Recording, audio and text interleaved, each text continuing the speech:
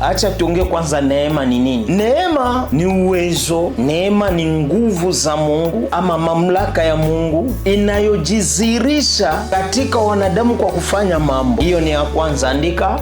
Ya pili, neema ni nguvu za Mungu zifanyazo vitu ama mambo kwa ajili ya wanadamu na zikiitekeleza. Bwana Yesu asifiwe sana. Neema ni uwezo wa kimungu unaofanya kazi kwa ajili ya wanadamu, ama neema ni uwezo wa Mungu unaofanya kazi ndani ya mwanadamu kwa utekelezo fulani ya kimungu. Bwana Yesu asifiwe. Acha nikupatie aina mbili za neema ili kwamba tusonge mbele na teme yetu. Aina ya kwanza ya neema ni neema ujumla ama neema ya watu wote. Neema pili, kama kunaweza kuwa ya ujumla, maana yake kuna ya upekee pia.